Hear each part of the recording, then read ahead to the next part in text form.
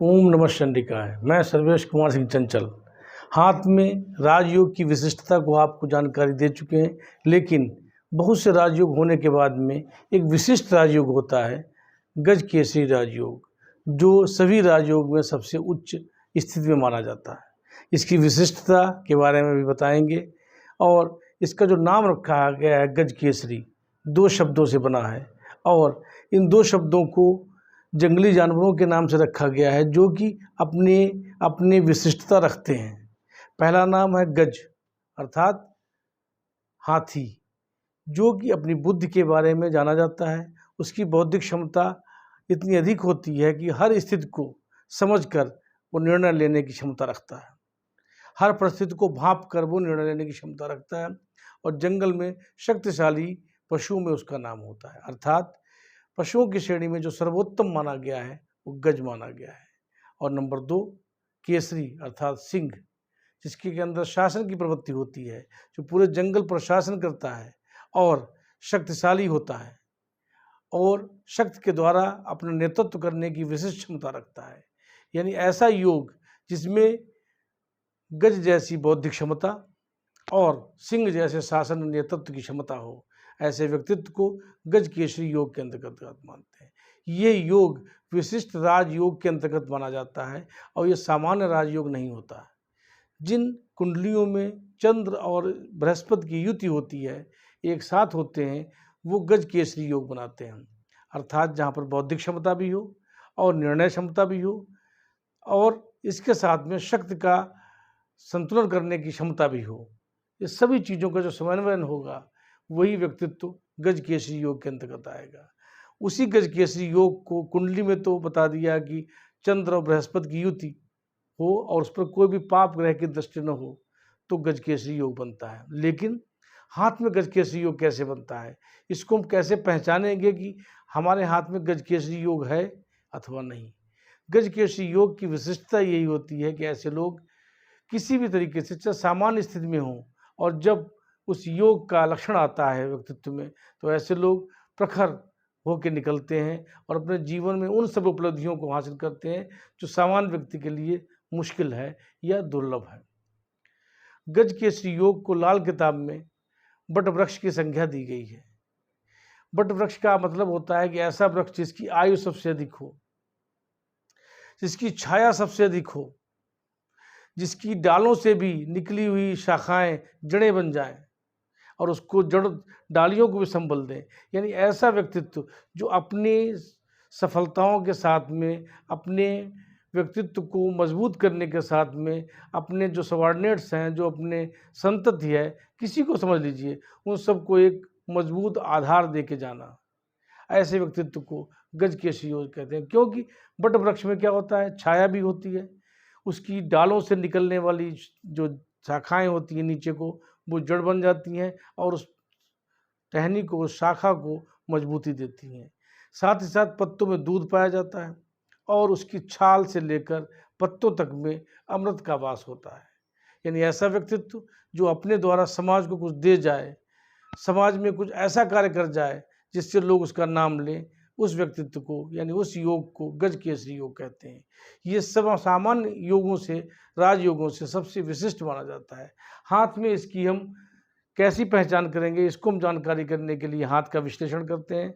सबसे पहले हम देखते हैं कि ऐसी स्थितियों में जहाँ पर गज केसरी योग हाथ बनता है, ऐसे जातकों के हाथ में बृहस्पति जो क्षेत्र होता है, जो तर्जनी का जो नीचे का क्षेत्र है, जिसको बृहस्पति क्षेत्र कहते हैं, ये जो क्षेत्र होता है, ये क्षेत्र जो होता है वो उच्च का क्षेत्र होता है। यानी उभरा हुआ हो और बहुत अधिक उभरा भी ना हो, फ्लैट हो, फ्लैट से थोड़ा सा ऊंचा हो और साफ सुथरा हो, उस पर किसी प्रकार का नेगेटिव साइन न हो, यानी निर्दोष हो। ऐसी स्थिति में गज केसरी योग का प्रथम योग बनता है। दूसरा योग क्या होता है, चंद्र योग। चंद्रमा हमारे हथेली के नीचे के हिस्से में कलाई के पास का जो हिस्सा होता है वो चंद्र का क्षेत्र कहलाता है। ये क्षेत्र जो होता है, ये क्षेत्र चंद्र का क्षेत्र कहलाता है। ये बहुत ही साफ सुथरा, निर्दोष, इसमें किसी प्रकार का कोई भी नेगेटिव साइन न बना हो, तो ये माना जाता है कि ऐसे जातकों को गज केसरी योग होता है। तीसरी विशिष्टता एक और होती है, गज केसरी योग बनने में सबसे जो मुख्य माना जाता है वो भाग्य रेखा का चंद्रमा से निकलना, यानी भाग्य रेखा का चंद्र पर्वत से निकलना और बृहस्पति का उच्च होना, ये दो लक्षण ही गजकेसरी योग के लिए पर्याप्त माने जाते हैं। अर्थात यहाँ से कोई भाग्य रेखा निकले और बढ़ती हुई शनि पर्वत पर होती हुई मध्य में पहुंच जाए, तो ये जो रेखा यहाँ से निकली है भाग्य रेखा चंद्र पर्वत से स्पष्ट रूप से शनि पर्वत से नीचे समाप्त हो रही है। अर्थात शनि पर्वत से नीचे समाप्त होने पर ये पूर्ण भाग्य रेखा बन गई है, पूर्ण भाग्य योग बन गया है। और ये भाग्य रेखा और बृहस्पति की युति गजकेसरी योग बनाती है। गजकेसरी योग का एक लक्षण और भी साथ में जुड़ा होता है, एक प्रभावक रेखा जिसको कहते हैं मंगल रेखा, जो आयु रेखा है, जीवन रेखा, इसके साथ में चलती हुई एक प्रभावी रेखा मानी जाती है। ये एक बॉडीगार्ड लाइन भी कही जाती है या प्रभावक रेखा भी कही जाती है। इसको सुरक्षा रेखा भी कहते हैं, मंगल रेखा भी कहते हैं। और ये भूमि भवन वाहन शस्त्र शिक्षा संतान आदि योग बनाने के लिए एक विशिष्ट लक्षण बनाती है।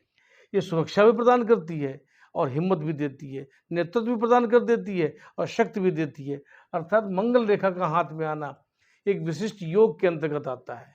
अर्थात गजकेसरी योग में बृहस्पति चंद्र और मंगल तीनों अगर युति में हैं, तीनों के लक्षण अगर सही स्थिति में हैं, अर्थात मंगल अपनी मजबूती दिखाता है जो कि स्थायित्व का लक्षण प्रदर्शित करता है।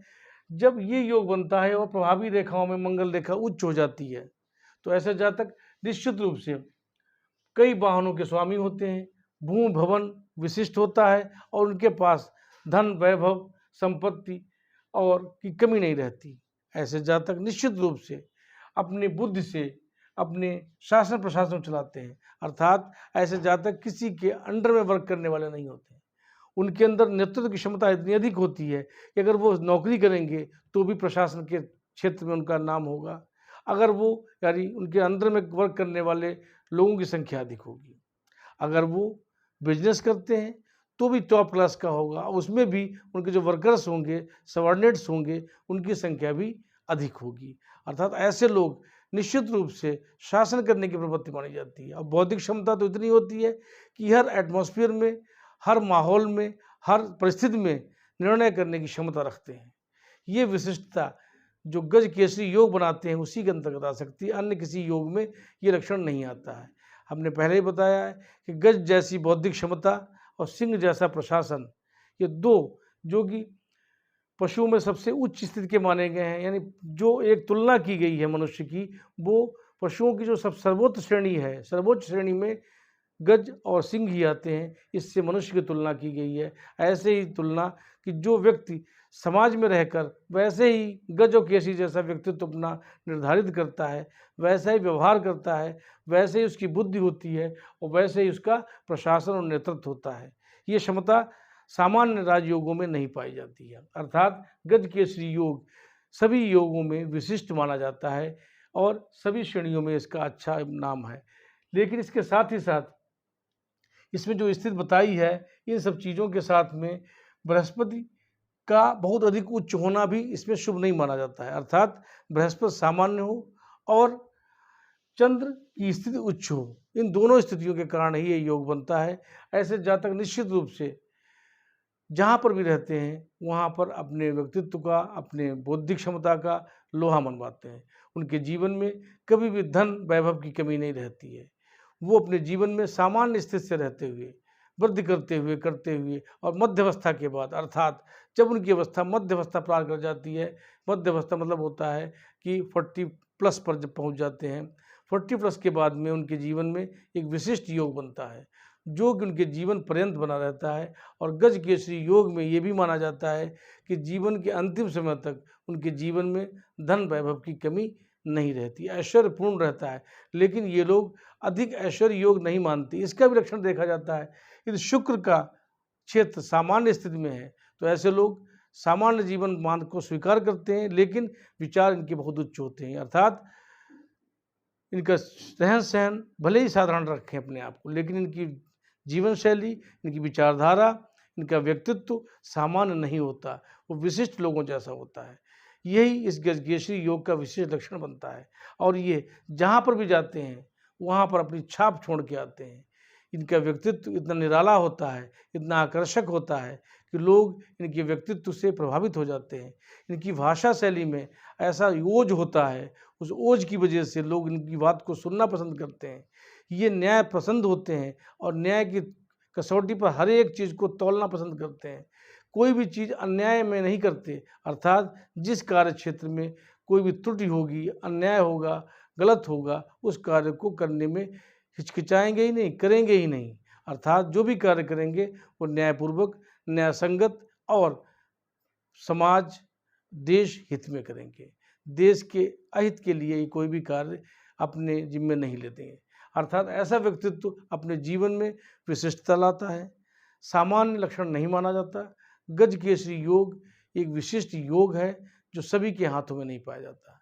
ऐसे योग वाले व्यक्ति एक अलग व्यक्तित्व रखते हैं और वो अपने समाज में अपनी छाप छोड़ जाते हैं।